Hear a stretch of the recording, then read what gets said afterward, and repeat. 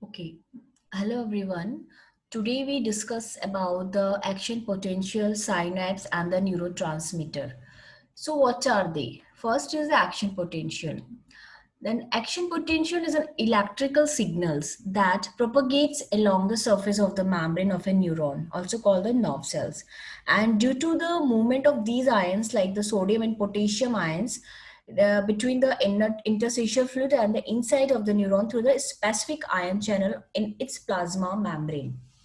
Like an impulse is initiated by stimulation of sensory nerve ending or by the passage of impulse from another nerve, and the transmission of these impulses or action potential is due to the movement of these ions like the sodium and the potassiums.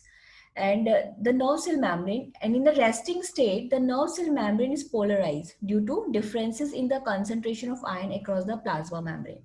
This means that there is a different electrical charge on each side of the membrane, which is called the resting membrane potential. And at the rest, the charge on the outside is positive and inside is negative. And the principal ions involved are sodium is the main extracellular ion and the potassium is the main intracellular cation. And in the resting state, there is a continual tendency for these ions to diffuse along their concentration gradient. That is potassium outward and the sodium into the cell inward.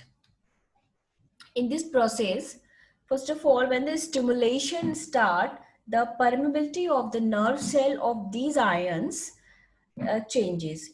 Initially, sodium flood into the neuron from the extracellular fluid, causing depolarization and the creating a nerve impulse or action potential. And the depolarization is a very rapid and enabling the conduction of nerve impulse along the entire length of the neuron in a few milliseconds. And it passes from point of stimulation in one direction only, that is away from the point of stimulation toward the area of resting potential. And the one way direction of transmission is ensured because following depolarization it take time of repolarizations. Okay. And the next is the hyperpolarization. In this, almost immediately following the entry of sodium and the potassium floods out of the neuron and the movement of these ions return the membrane potential to its resting state, and this is called the refractive period. So the during this period, the restimulations is not possible. The action of the sodium potassium pump expels sodium from the cell in exchange of K plus and returning level of sodium and potassium to the original state. That is called the repolarization of the neuron. And in the myelinated neuron, the insulating properties of the myelin sheath prevent the movement of ion, and therefore electrical charges across the membrane can only occur at the gap of the myelin sheath. That is the nodes of the Ranvier. When impulse occur at one node, depolarization passes along the myelin sheath to the next node, so that the flow of current appear to leave from one node to next. This is also called as solitary conductions. Okay, so next is the synapse.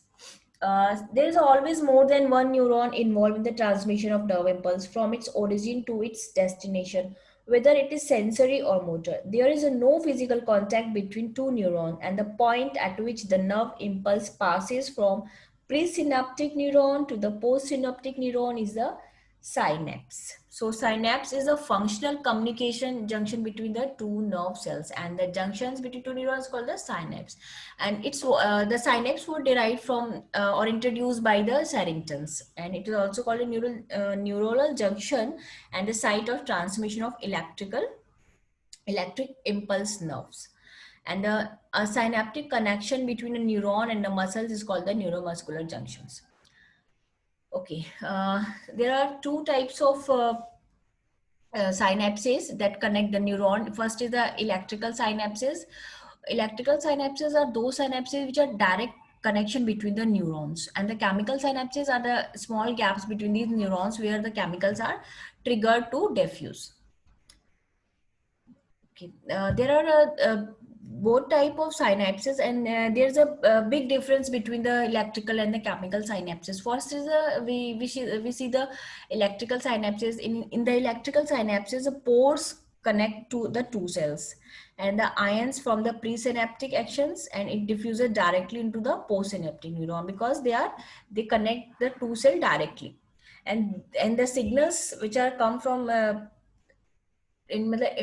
these signals are transmitted to very fast in the comparison to the chemical synapses. In the chemical synapses, the action potential reaches the synapse, it trigger, it will stimulate, and they release little bubbles called vesicles. In this vesicle, the neurotransmitter are the present. So they are bigger, diffuse slower than the ions. And the neurotransmitter must be received by the specific receptor in the postsynaptic neuron. And what is a neurotransmitter? We look the next slides. What is a neurotransmitter? First is the type of cellular structure. There are two types of cellular structures, synaptic polarization and the presynaptic modulation. In the synaptic polarization, the function of neuron depends upon the cell polarity, and the distinct structure of these cells allow action potential to travel directly. Directly means from dendrite to cell body, for dendrite to the axons, and these signals to then received and carried by the postsynaptic neuron, and they're also received by the effector cells, and they have in long models for cellular polarization, and a particular interest are the mechanism underlying the polarized localized of the synaptic molecules. Okay, presynaptic modulation, the modulation of neurotransmitter released by the G protein coupled receptor, we also call it GPCRs, is a prominent presynaptic mechanism, and they are used for and their regulation for the synaptic transmission. And the activation of GPCR located at the presynaptic terminal, and they decrease their probability of the when the neurotransmitter is released. Okay, now come to the neurotransmitter. So neurotransmitter are often to as the body chemical messengers, and they are the molecule used by the nervous system to transmit message between neuron or from the neurons to muscles. And the communication between two neurons happen to the synaptic cleft. What is synaptic cleft? The small gap between the synapses of neuron. Here the electrical signals that have traveled along axons are the briefly converted into the chemical ones through the release of neurotransmitter, causing a specific response in the receiving neurons. And a neurotransmitter influences a neuron in one of three ways: excitatory, inhibitory, or the modulatory. We look excitatory, inhibitory, or modulatory. So what is a excitatory transmitter? In the excitatory transmitter, promote the generation of an electrical signal called an action potential in the receiving neuron, while inhibitory transmitter prevent it, whether a neurotransmitter is excitatory or inhibitory depends on the receptor to bind it. And neuromodulator are a bit different. They are not restricted to the synaptic cleft between two neurons, and so can affect large number of neurons at once. And the neuromodulator therefore regulate population of neurons while also operating a slower time course than excitatory and the inhibitory transmitter. And the most neurotransmitters are either small amine molecules, the amino acid, neuropeptides, and there are about dozen known small molecule neurotransmitter, and then 100 different neuropeptides, and the neuroscientists are still discovering more about the chemical messages. And these chemicals are their interaction are involved in countries function and the nervous system as controlling the body functions. So the next is the example of neurotransmitter. There are many neurotransmitter. The first neurotransmitter are discovered was a small molecule called acetylcholine. It is the play a major role in the peripheral nervous system, where it is released by motor neuron and neuron of the autonomic nervous system.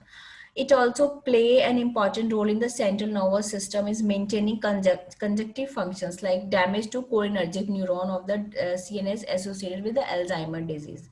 Next one is the glutamate. Glutamate is the primary excitatory transmitter in the CNS, and it is a major inhibitory transmitter in its derivative like GABA aminobutyric acid.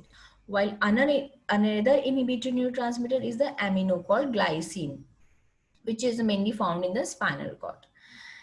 Okay. Many neuromodulators such as dopamine are monoamines. There are several dopamines pathway in the brain, and the neurotransmitter involved in many functions, including motor control and the reward, the reinforcements, and the motivations. Next is noradrenaline. Noradrenaline or norepinephrine is another monoamine. And is the primary neurotransmitter in the synaptic nervous system, where it work actively of various organ in the body, control pressure, heart rate, liver function, and many other functions. Okay. So neurons that use serotonin, another monoamine, project to various parts of nervous system. As a result, serotonin is involved in the function such as sleep, memory, appetite, food, and others. And it is also produced in the GI tract in response to the food. So next is the histamine. Histamine is the major, the last major monoamines, and it's important play a role in the metabolism, temperature control, regulating various hormones, and the controlling sleep-wake cycle amongst their functions. So they are all the functions or types of neurotransmitter, and the neurotransmitter are released from the small vesicle, which is present in the synaptic. Synaptic already discussed all these things. So thank you so much.